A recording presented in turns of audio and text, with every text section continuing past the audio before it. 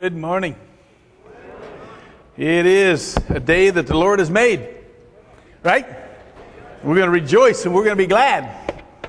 Whether you want to or not, be glad. Got it? We're going to have a good time this morning. We are dealing with heroes versus zeros, bringing characters out of the Bibles. Some of them good, some of them not so good. And I got to tell you today that we are going to be dealing with what I would consider probably one of the biggest zeros in the Bible. But let me catch you up to where we are. We talked about a lady by the name of Rahab last week, and she was in the city of Jericho, and we dealt with all of that issue of Jericho and what happened there. But we ended the story before the Israelites crossed the Jordan to take the city. So they come in, and here's the city. But they have decided they're going to do it God's way, not their way. And so what they're going to do is they're going to have a parade, and they're going to march around the city, and then at the end of 6 days, on the seventh day, they're going to march around it 7 times. And when they get done with the 7th time, they're going to pull out their nice little bugles, and they're going to play some music. And those who can't play music, that would be me, we're just going to shout real loud. And so we shout real loud, and what happens when people shout and the horns are blowing? What happens to the walls of Jericho? They come a-tumbling down, right? That's what happens. Now, that's where we stop, because it continues. Because once the walls are down, now the Israelites who have crossed the Jordan, they're now in the promised land, they're starting to take the land that God's given them, they have to go in and clean up the mess. But in the process of cleaning up the mess, what they have to do is they have to destroy everything that's in the city. Everything that's living and breathing has to be done. Now listen, this is hand-to-hand combat. And it's in a very confined area. There is lots of painful yelling and screaming and tons of chaos. And off to one side in a side street, there's a man. He's a Hebrew. And he looks up and he sees one of these folks of Jericho come out of the house in a little dark alley. He's given a responsibility there to take everything, destroy everything in the city. So he does what he's supposed to do. He pulls out his sword and he lunges to man and he kills him. Well, as the man falls down to the ground, what happens is he has this cloth bag, and out of this bag rolls all of this stuff. Okay, it's not just stuff, it's treasure. All kinds of treasure comes rolling out. And so he does what he's supposed to do. He takes his life, but then he falls. And when he falls down, he sees this bag. He looks at this bag and he sees the guy there, and he turns to go back and do some more damage in the street. And then he looks over his shoulder and he sees the bag again. He walks a couple more steps and he looks over there. There's more money laying right there in that bag than he's going to make in his whole lifetime. What's he supposed to do? Nobody else around. Nobody's going to see it. It's only going to take a second to make that decision, isn't it? He goes into the alley and he picks up that cloth bag and he shoves as much as he can into that bag, and takes that bag and he shoves it into his tunic. And then he wraps one arm around to hold it there, and he wraps the other arm here. And when he's bent over like this, it looks like he's been injured. And so he just gradually goes out of the city back into the camp from which they came.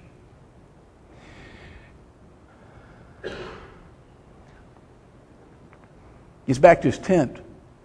He hides the treasure underneath his tent. His thinking is, who's going to miss it? Come on, this ain't going to hurt anybody. Who's going to know? Well, 3,500 years later, we know. Think about that. That's why we're reading the story. Why? Because we're going to look at what it's like in a split second to make a decision, and the impact that split second can make for the rest of your life. What do we do when no one's looking?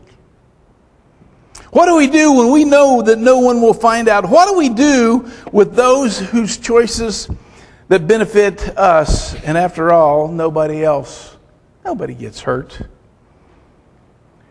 Today we're going to bring one of the zeros out of the Bible. We're going to bring you right here to the front of the stage. And we're going to look into see why we know this name. His name, Achan. Achan. How many of you have heard the story of Achan? Have you heard that story? Man, it's a story, all right. We're going to see how God dealt with Achan, and because God's the same yesterday, today, and forever, He will also deal the same way with us. If we forget our if-thens. The story begins in Joshua chapter 7. So if you have your Bibles, turn to Joshua chapter 7. Joshua chapter 7, beginning in verse 1. That's where we're going to start the story. But the Israelites acted unfaithfully in regard to the devoted things. Achan, the son of Carmi, the son of Zimri, the son of Zerah, of the tribe of Judah, took some of them. And so the Lord's anger burned against Israel. Think about that. Right off the bat, we've got to understand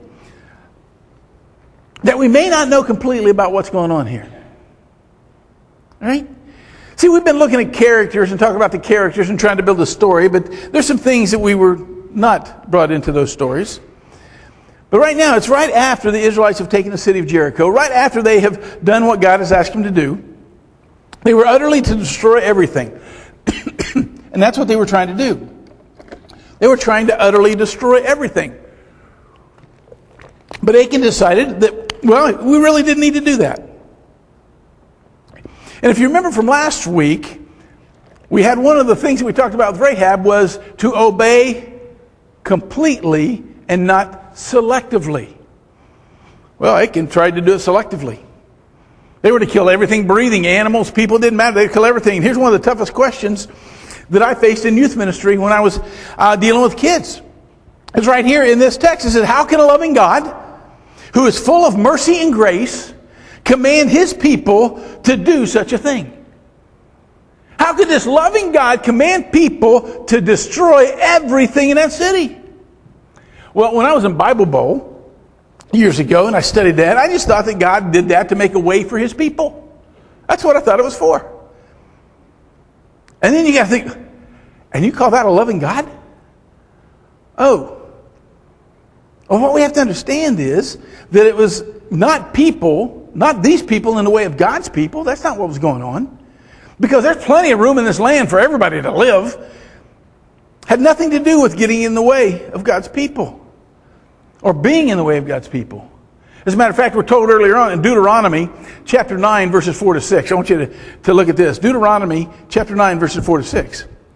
After the Lord your God has driven them out before you, do not say to yourself, the Lord has brought me here to take possession of this land because of my righteousness. No, it is on account of the wickedness of these nations that the Lord is going to drive them out before you. It is not because of your righteousness or your integrity that you are going to take possession of the land, but on account of the wickedness of these nations. The Lord your God will drive them out before you to accomplish what He swore to your fathers, Abraham, Isaac, and Jacob. Understand then that this is not because of your righteousness that the Lord your God is giving you this good land to possess, for you are a stiff-necked people. Do you get the picture here? God knows that as soon as these people walk into this land, they're going to think it's because of what they did. It's because of my righteousness. It's because of how good I am. That's why God's given me this land. No, God says, no, it's not. 3 times right here in this passage, He says that. He says, you guys aren't any better. He's not killing these people and taking them out because you're better, but it's because of their wickedness. He stated that 3 times in those couple verses. It's because of what these nations have been doing for the last 400 to 500 years. And God's given them grace and grace and grace and grace. And it's been generation after generation after generation. But because of the absolute wickedness of the people that live in the area of Canaan, it's time for this people and this entire area. God says, you're done. I'm going to wipe you out. Well, how wicked were they? You ever hear of Sodom and Gomorrah? Not too far behind right here. All right?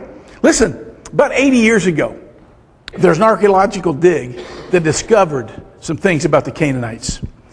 And They were extremely wicked people, and in particular in worship, they were wicked. As a matter of fact, they have so many gods that we've lost track of them. Right? And they're finding new gods each time that they go to the dig. It's because of the absolute wickedness of the people that live in Canaan that God's getting rid of them. Let me just say this morning, let me just suffice it to say that their worship was horrific. It was just horrific. They were all gods of violence and sexuality. No character, no morality, no ethics. And and such as the gods, thus go the high priest. And such goes the priest, then go the people. It just trickles down. Folks, their worship was gruesome. It was gruesome. The most horrific of all of the acts that these people were doing in the land of Canaan to a god named Chemosh, they were sacrificing children. They had a fire going in the belly of this god, and on top of it was this metal plate. And during their worship services, they would lay children up there to fry. And they called that worship. That's how horrific this was. But yet, last week, as we talked about this lady named Rahab, a prostitute who helped take care of the spies, she discovered who God was. She knew who God was, as did the other people in Canaan, but she is the only one that came forward. And they talked about how God brought a heart-melting fear into the people of Jericho. And she said, now, if I help you, will you promise to protect me? Promise to take care of me. She's the only one in the whole city. And so prostitute is saved. You see, there is a God who is willing to bring mercy and to bring forgiveness on the most vile of people. But the only one from the city who would admit to the true God was her.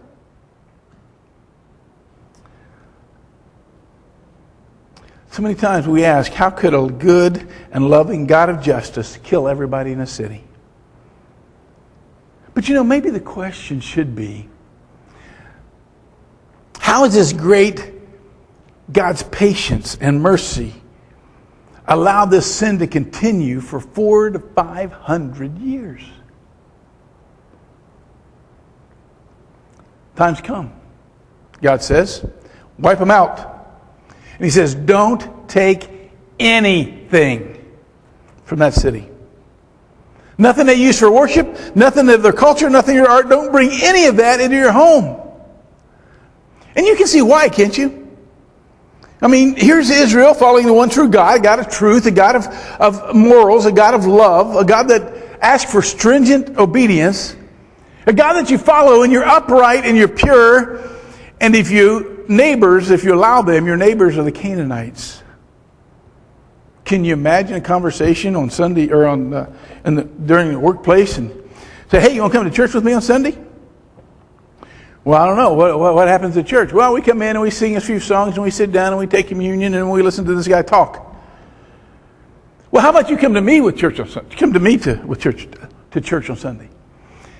Well, what do you guys do? Well, we have sex with anybody we want to have sex with, and then we just go do what we want to do. What time's your service? That's our culture, is it not? That's where it's at. Folks, we got to understand, if they had left anything alive, it would have corrupted them. That's the way it happens. Wipe them all out. 1 Corinthians chapter 15 and verse 33 says this very specifically. Do not be misled. Please hear this. Do not be misled.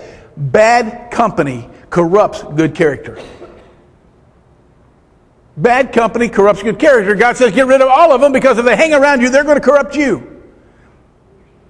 I have do premarital counseling for folks, and they come in, and I'll just say, as we know, they're unequally yoked, right? We may have one that's a Christian and one's not, and so when I do my individual time with them, I say, well, what are you going to do about this? Well, they'll come around. I can bring them. I can make it happen. Do you know how many times it does happen?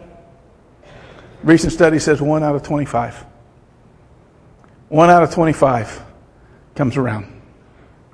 Folks, God made it clear to the Israelites, I want you to end the wickedness. And let me make it clear to you too, it's not because you're any better. It's not because you're righteous.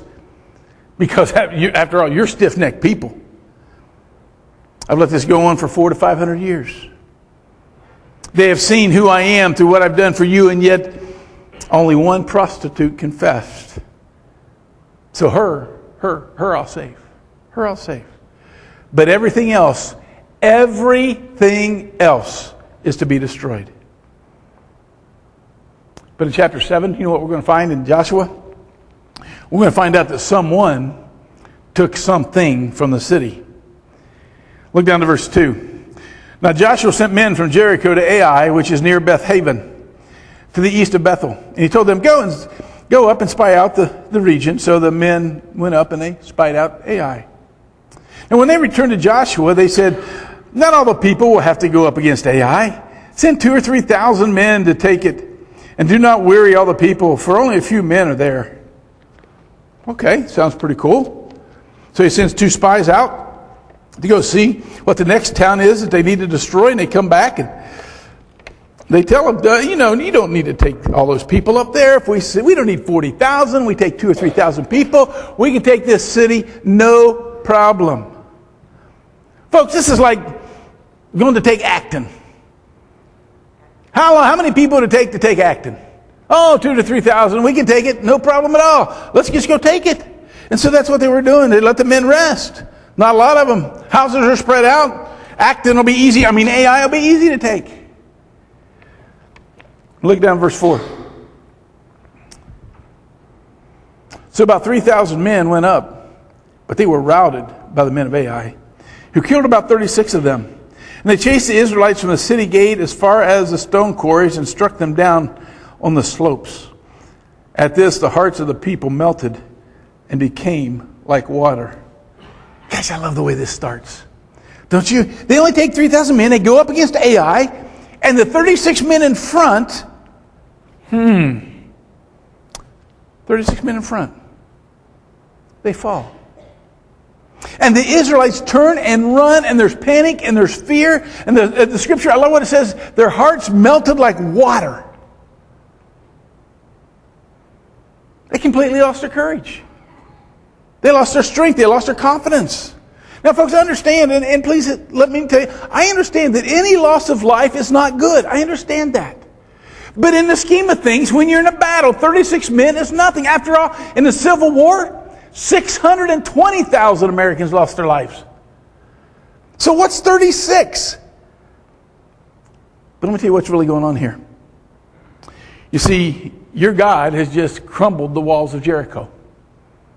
We were able to just walk in and take care of it. We walked in and we finished the job. And so when little Ai takes out the front line, it's not about casualties. Please hear that. It's not about the amount of death. They now realize that we can be defeated in the promised land. God must not be with us anymore. And they want nothing to do with it, and they turn and they run. So let me share with you the first lesson I see under the tent today. The first lesson I see is we can be defeated even when walking in God's promises. We can be defeated, or maybe will be defeated, even when we're walking in God's promises. Some of you are thinking right now, that ain't right. Huh? Is that what you're thinking? That ain't right. Well, let me just talk about it for a moment. Folks, let me tell you. I've met so many Christians who claim the promises of God, who walk through life saying, oh, God will take care of that. God's still with us. God's got this. And so many parents, you look at your kids, they're going 180 degrees from God, and we're still saying, He's still doing things. God's still there. God's going to take care of them.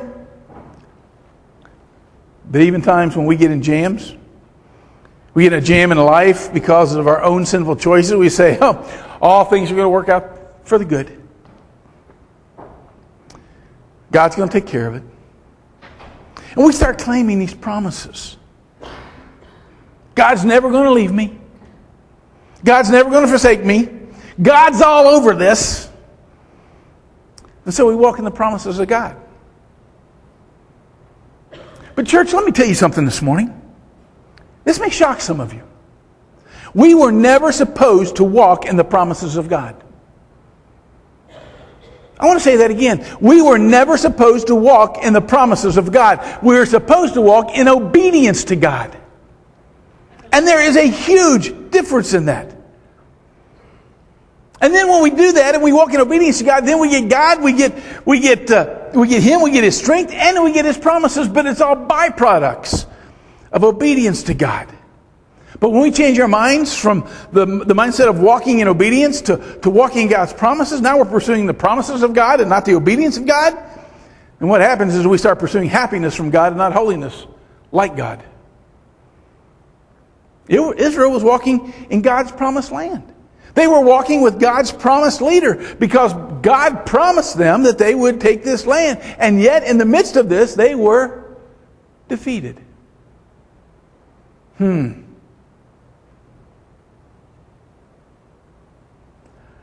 walking in the promise, but somewhere in that last city, that city of Jericho, there was not obedience. Listen, the moment that we step out of obedience to God, we step out of the promises of God. When we step out of obedience, we step out of promises. You remember the foundational rule from our first week together in this series? If then. God's promises are always if then. If you do this, then I do this. That is His promise. 1 Samuel, this is a great way to see the story of 1 Samuel. There's a story of a guy named Eli. Eli was a priest, and God promised Eli that his family would serve as priest before the people of Israel in perpetuity, forever. He's going to be a priest. He and his family, they're going to be there forever. But in chapter 2, God comes back and reneges on that promise. Why? Because Eli and his sons were disobedient.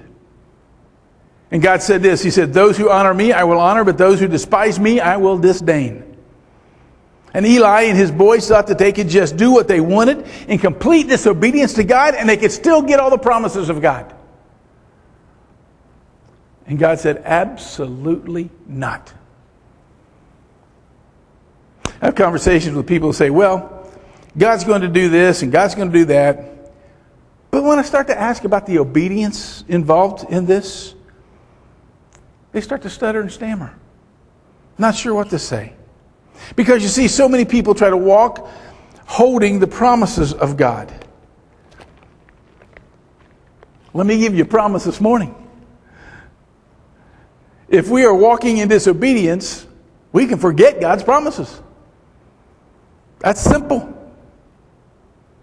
And I love what happens here in this text, because Joshua and the elders, they fall face down before the ark. And the leaders come out and they stay there till evening, and they're praying. Look at verse 7 with me. And Joshua said, "Oh, sovereign Lord, why did you ever bring this people across the Jordan to deliver us into the hands of the Amorites to destroy us? If only we had been content to stay on the other side of the Jordan. Oh Lord, what can I say now that Israel has been routed by its enemies? The Canaanites and the other people of the country will hear about this, and they will surround us and wipe out our name from the earth. What then will you do for your own great name?" After this rout, the people come back, and Joshua and the leadership, they fall down on their face and say, "God, why have you failed us? Why are you doing this? It's your name that's going to be a laughing stock. And the Canaanites nations, they're going to be laughing, and they're going to be saying, you brought them out of Egypt just to be destroyed by us. I like that. God, why have you done this?" Now listen, right now, please understand, I can't blame Joshua here.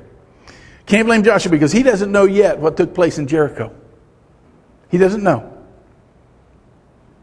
He's just crying out to God. But in crying out to God, here's lesson number 2. God will never fail us. It is we who fail Him. God will never fail us. It is we who fail Him. Joshua doesn't know of this failure yet, and he's blaming God for this failure. And I'm going to tell you what, any time that we find ourselves in some type of failure and we start to blame God, let me give you a one-word instruction. Stop. God will never fail us. It is we who fail Him. And then what we need to do is to start to look in the mirror. Why is it a failure? Look in the mirror. You look at home. Start looking at the people around you. What are you doing here? I don't know. What happened? I don't know. Start looking. God won't fail us. It's we who fail Him. 1 John chapter 1, verses 6 and 7 says, if we walk in the light as he is in the light, then we will have fellowship with him.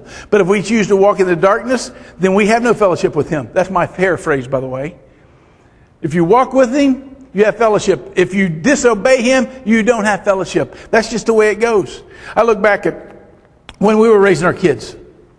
Ryan and Karina were absolute gold. They always did what mom and dad asked. Never once did they not do what we asked them to do. They always obeyed. They always did their homework when we asked them. They always listened so properly. They always wanted to clean up when we asked them to clean up. You're acting like you don't believe me. You've raised kids too. Okay. We did have some very good days. We had some very good nights.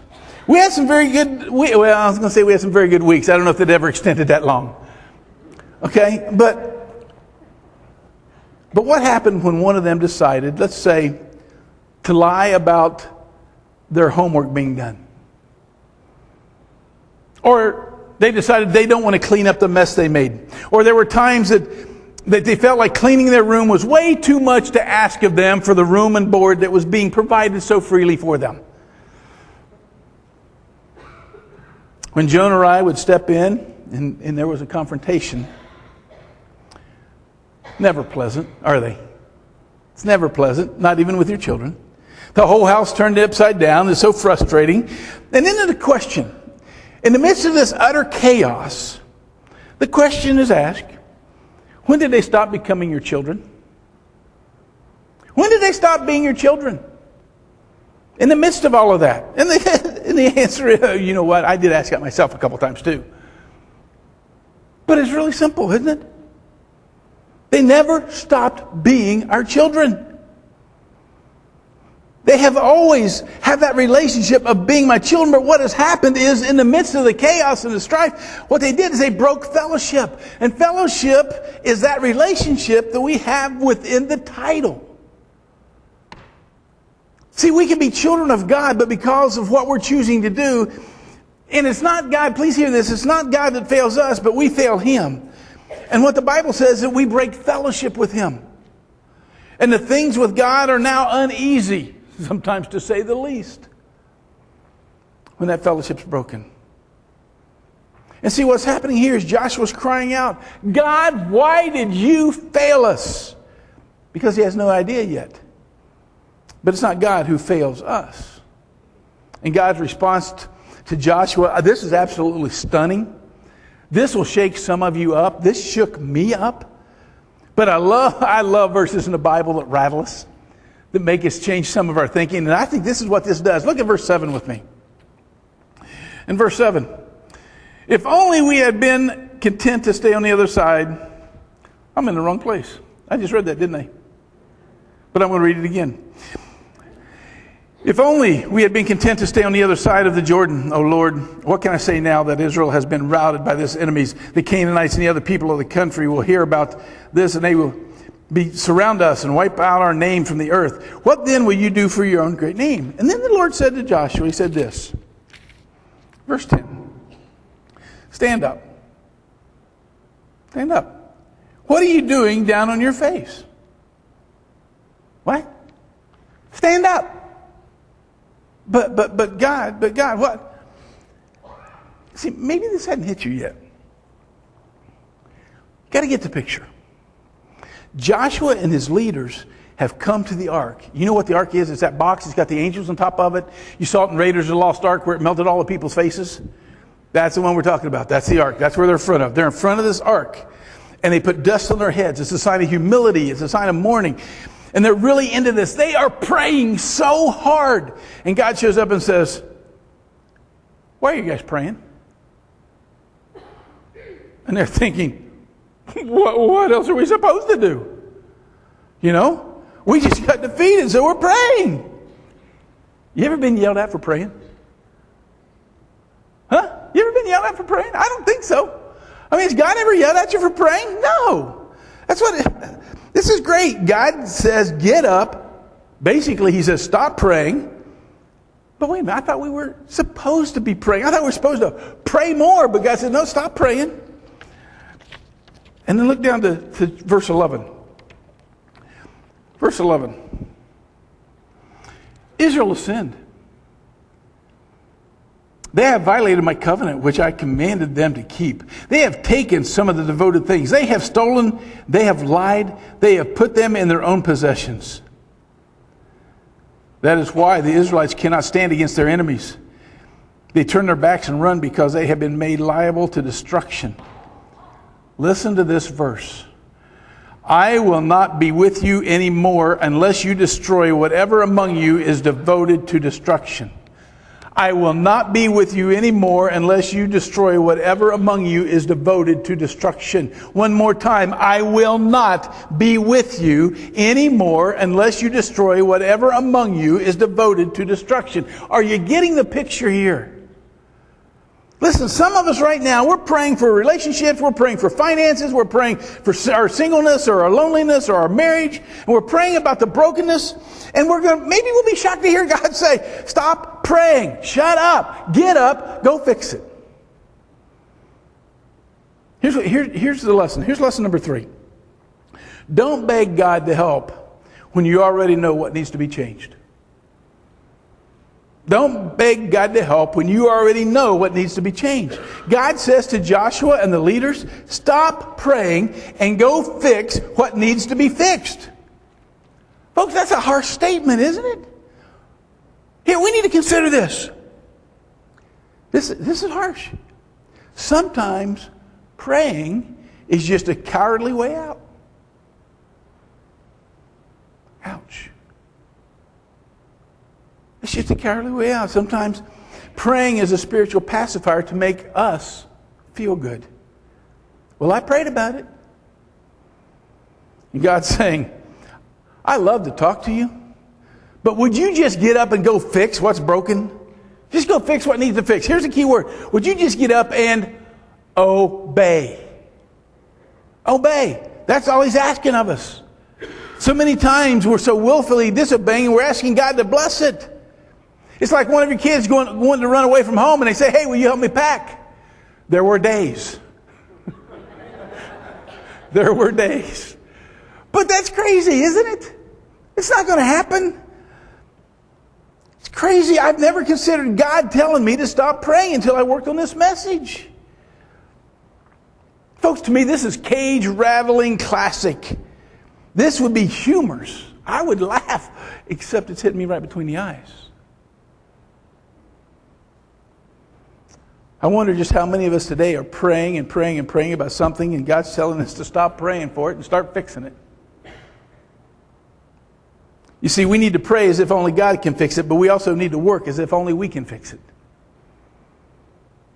Stop praying and fix it. Obey. Obey. Joshua, I will not be with you anymore unless you destroy whatever among you is devoted to destruction, unless you fix the problem. Listen, I don't know about you, but there are so many times in my life that I try to make God my accomplice. You ever do that? You ever try to make God your accomplice? I want to do what I want to do, even if it's in disobedience, and then I say, God, would you join me in this? God, would you bless this? God, would you help me in this? Listen, we need to fix what needs to be fixed and then come back and then get on our knees.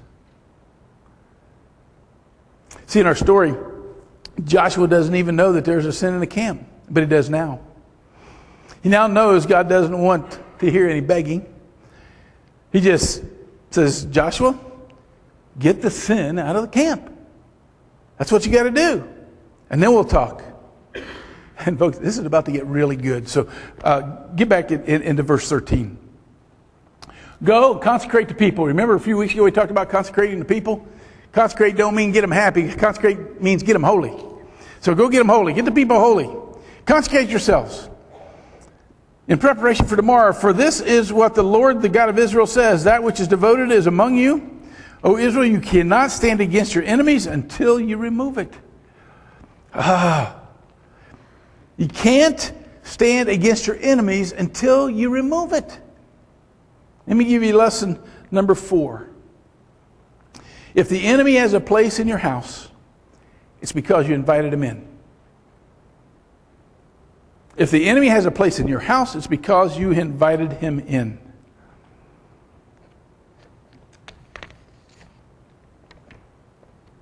You know why you can't stand against your enemy? Because he's in your camp. Do you know why you can't stand against your enemy?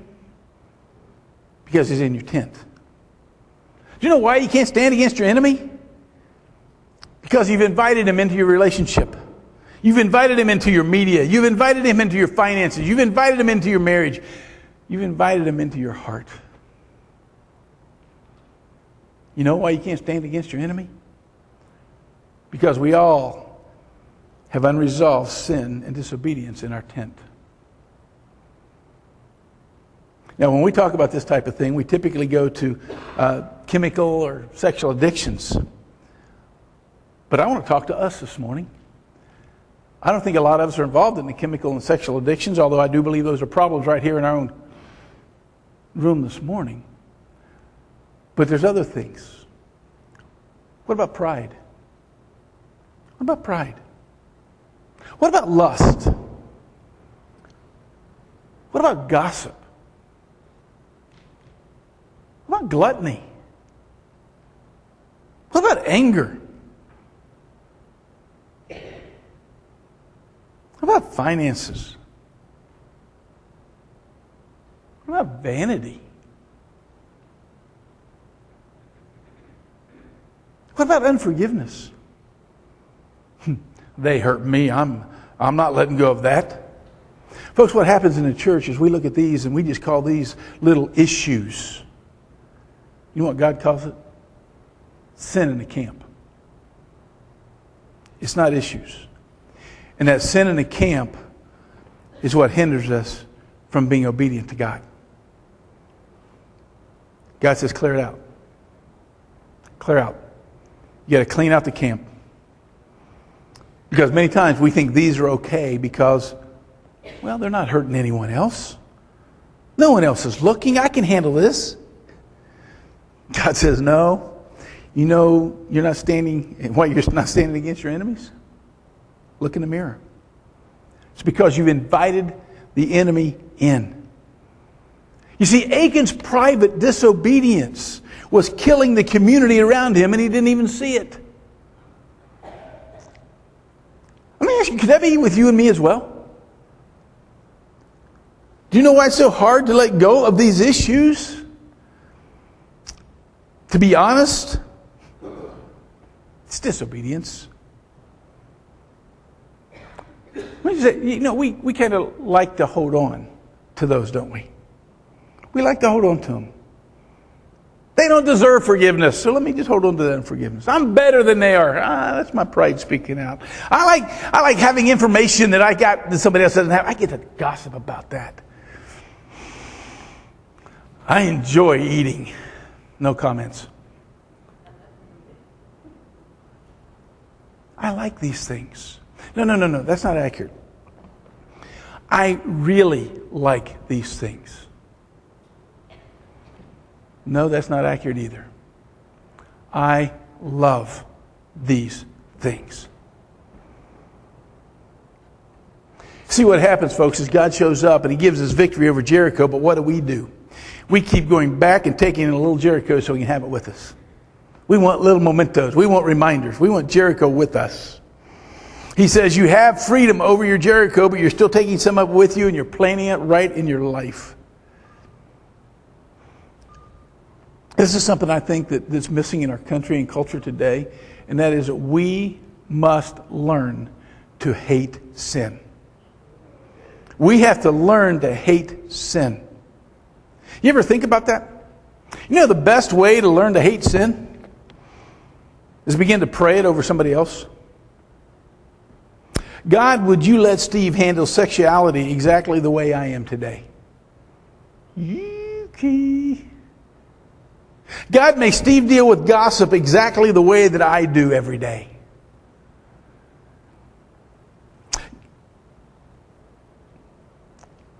God, may Steve deal with that unresolved anger the way that I am dealing with that anger.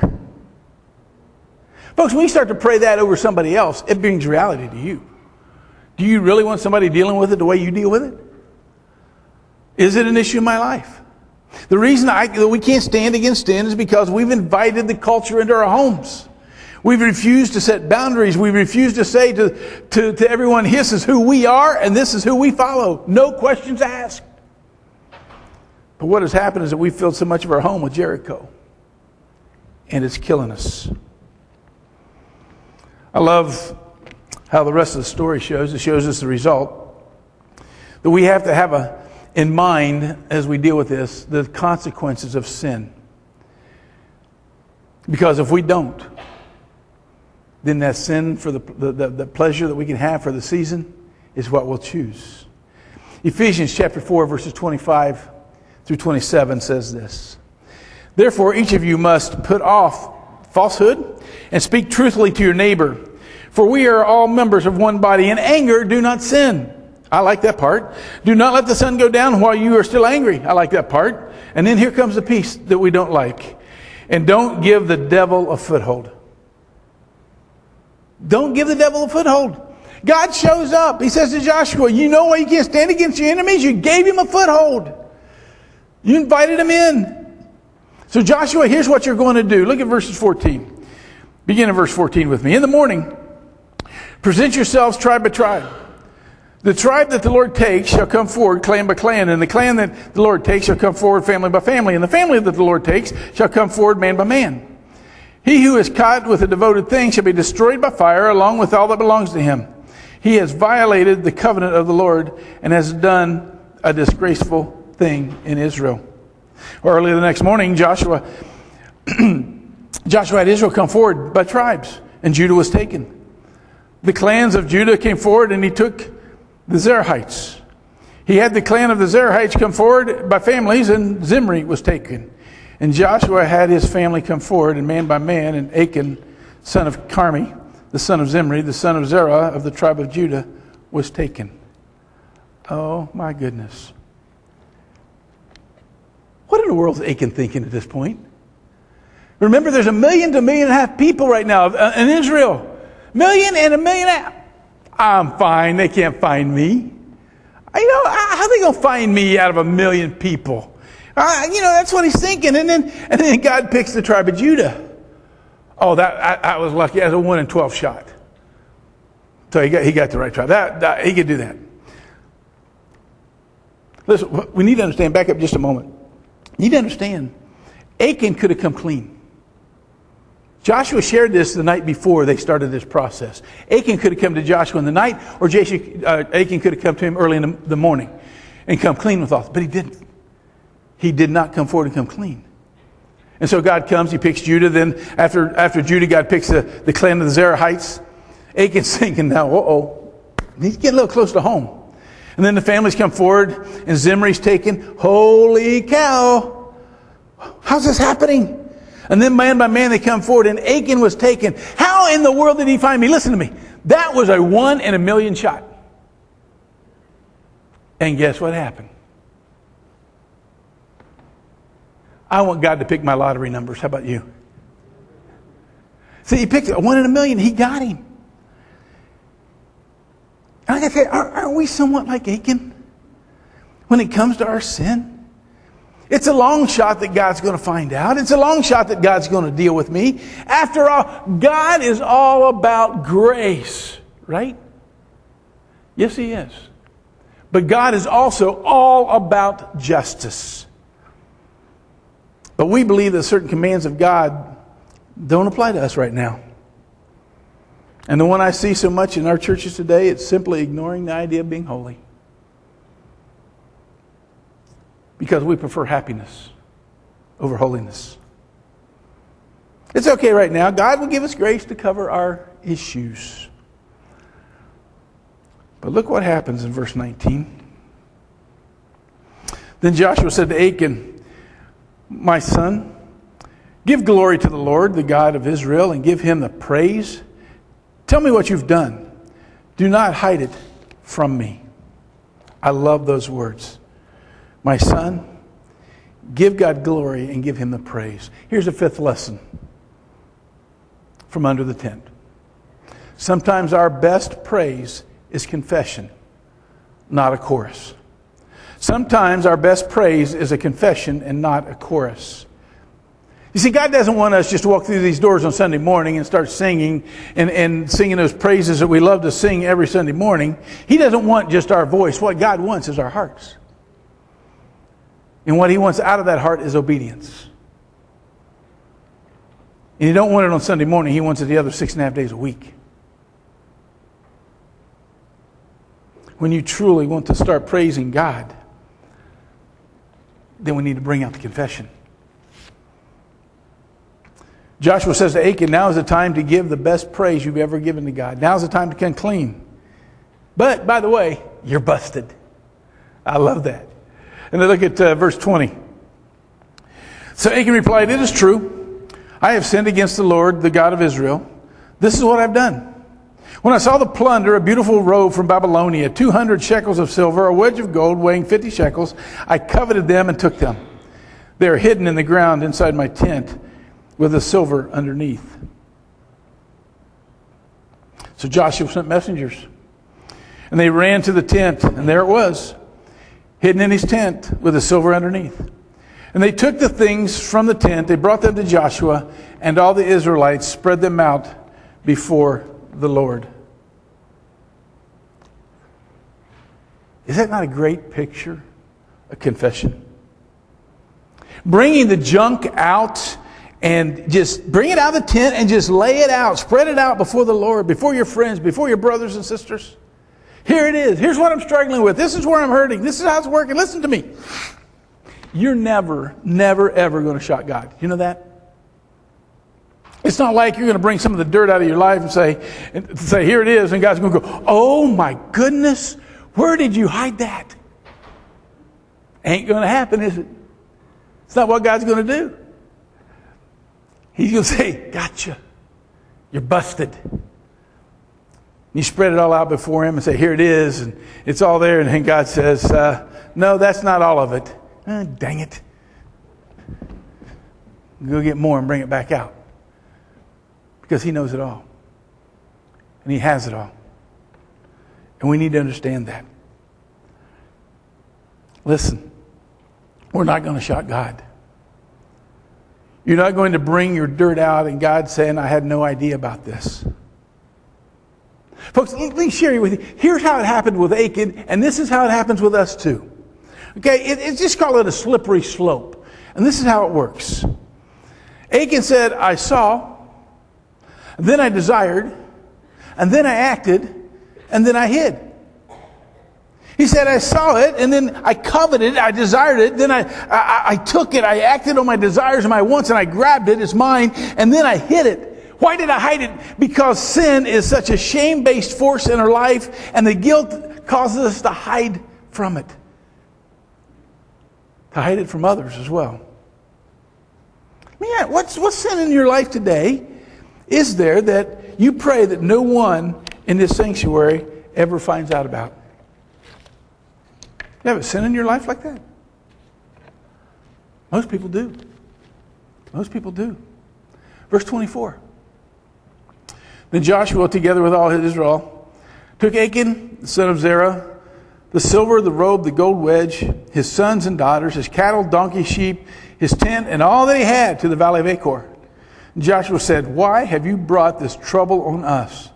The Lord will bring trouble on you today. Then all Israel stoned him.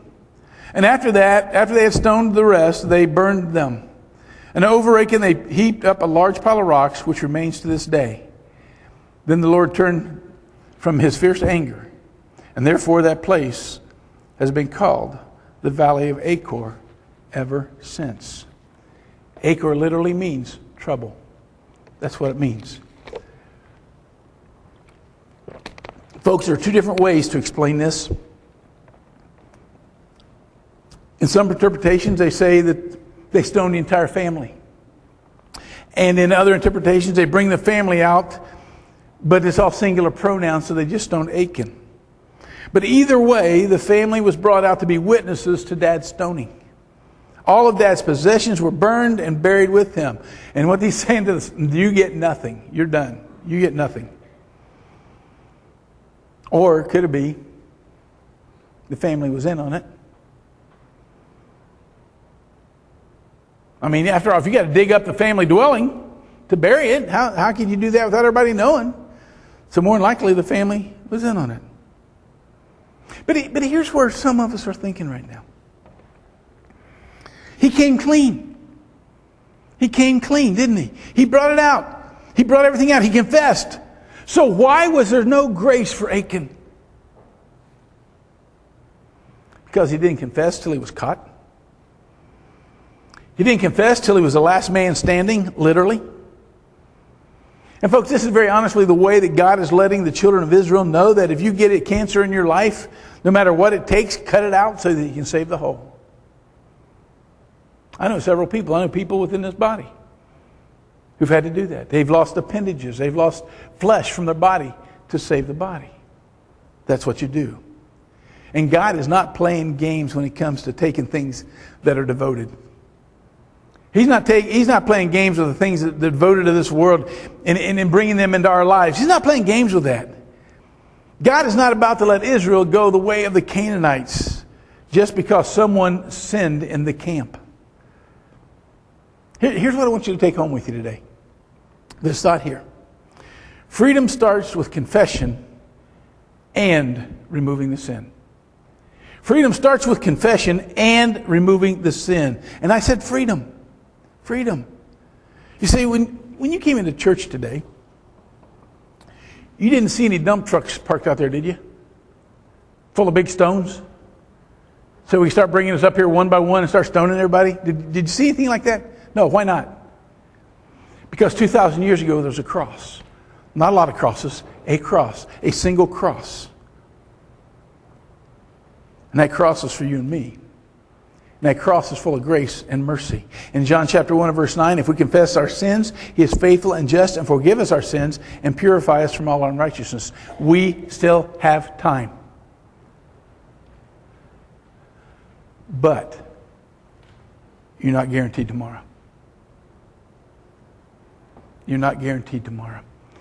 Achan thought he had plenty of time. I mean, my goodness, how's he going to find me and a million people? Well, he did. And folks, we need to understand that.